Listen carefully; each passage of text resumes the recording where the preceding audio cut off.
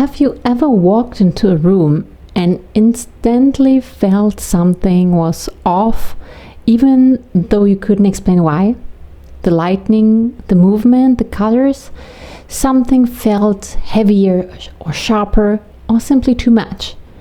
And meanwhile, the person next to you felt completely fine. This video explains exactly why that happens, and by the end, you'll understand how neurodivergent vision works, why it can make the world feel intense, unpredictable, or endlessly fascinating, and how these differences quietly shape comfort, communication, and everyday life. Most people think of vision as eyesight, sharpness, clarity, and focus. But vision is not what the eyes see. It is actually what the brain decides to do with what the eyes collect. And that decision-making process can vary far more than we realize. Imagine this. Have you ever walked into a room and instantly felt something was off, even though you couldn't explain why? The lighting, the movement, or the colors? Something maybe felt heavier or sharper or simply too much, and meanwhile the person next to you felt completely fine? This video explains exactly why that happens, and by the end you'll understand how neurodivergent vision works, why it can make the world feel intense, unpredictable, or endlessly fascinating, and how these differences quietly shape comfort, communication, and everyday life. Most people think of vision as eyesight, sharpness, clarity, and focus. But vision is not what the eyes see. It is what the brain decides to do with what the eyes collect. And that decision-making process can vary far more than we realize. Imagine this. You're standing in a queue at a supermarket. The person in front of you is relaxed, scrolling on the phone, but for you, the scene feels strangely busy. Your eyes catch the glossy shine on the fridge doors. A flashing discount sign pulls your gaze. Someone walks past and your attention jumps to the bright jacket. You see labels, barcodes, reflections, colors, faces, all at once. You don't choose to notice them. Your brain simply lets everything in.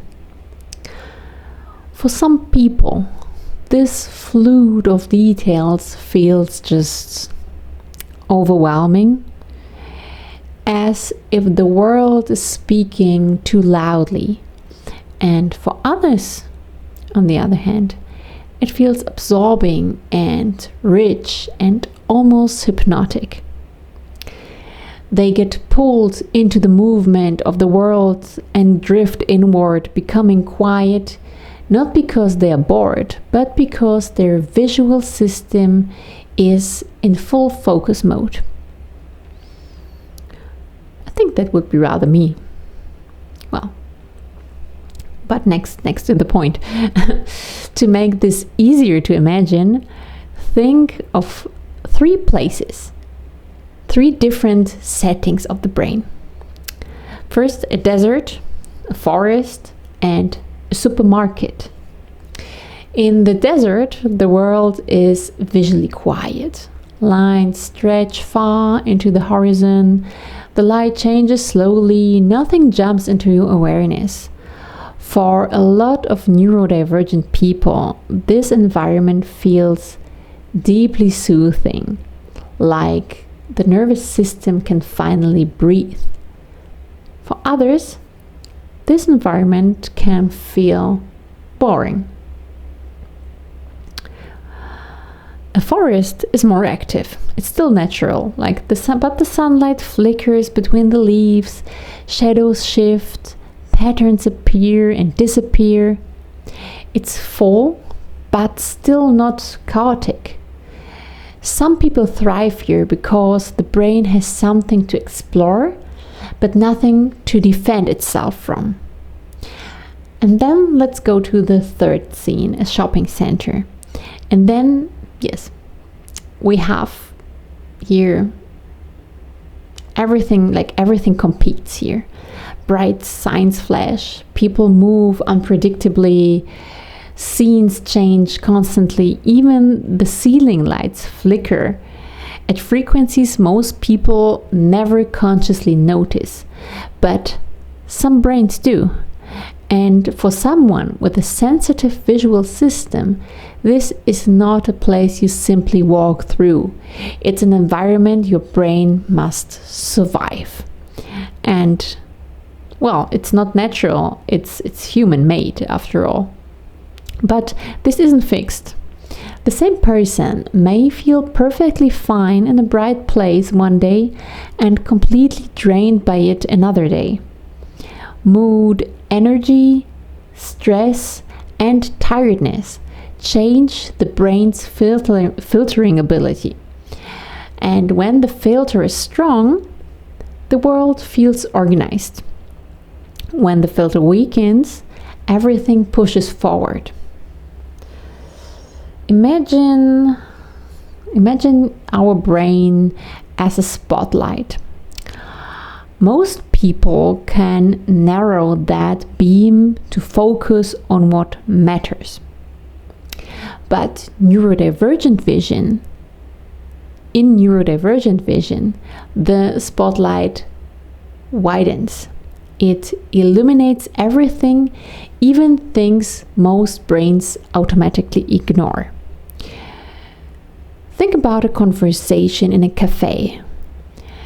The other people talking, but your brain notices the pattern of the tiles on the wall, the reflection of the lights in the window, the way someone stirs their drink at the next table, the motion of the hanging plant, and a flashing phone screen 2 tables away. It's not distraction, that's perception. Perception with the volume turned up. And now try to follow the conversation of the people talking to you. Quite challenging, right? Or imagine trying to focus on someone's face while the sun keeps shining through the blinds behind them. Most people barely see that movement, but your eyes catch every change. It feels rude to look away, but it feels effortful to keep looking, and you're stuck between politeness and sensory instinct. This is why avoiding eye contact is not about shyness. It's not about being shy, it's the eyes are already processing far more that they can comfortably manage. And being drawn to lights or reflections isn't childish. On the other hand, it's a way of grounding the visual system, holding onto something consistent in a world full of competing signals. Let me give you an example. 2 people can sit on the same sofa in the living room, under the same lamp, and experience wildly different worlds. One person sees a cozy, calm room, while the other sees movement in the shadows, sharp reflections on the table, a flickering light in the corner, dust floating in the sunlight, and patterns on the rug that keep shifting in their peripheral vision. Once you understand this, a lot of behavior suddenly makes sense. Once you understand this, a lot of behavior suddenly makes sense. What looks like restlessness might actually be someone trying to manage changing visual input. And what looks like distraction might be the brain doing the best to prioritize a scene where everything just feels equally loud. What looks like withdrawal might simply be the mind trying to protect itself from overload. This is the heart of neurodivergent vision. The brain turns light into meaning in its own unique rhythm. Some rhythms are calm and narrow, others are wide and incredibly rich. Neither is inferior, they are just, well, different. And when we understand these differences, something very powerful happens.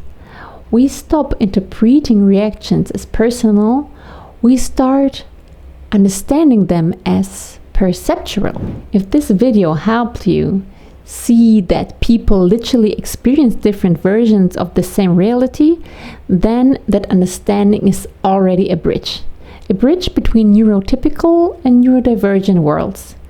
Vision is not just sight, it's interpretation. And once you recognize that, you become more patient, more perspective, and more connected. Thank you for watching, and if you'd like to explore how the senses shape our inner worlds, I'd love to see you in the next video.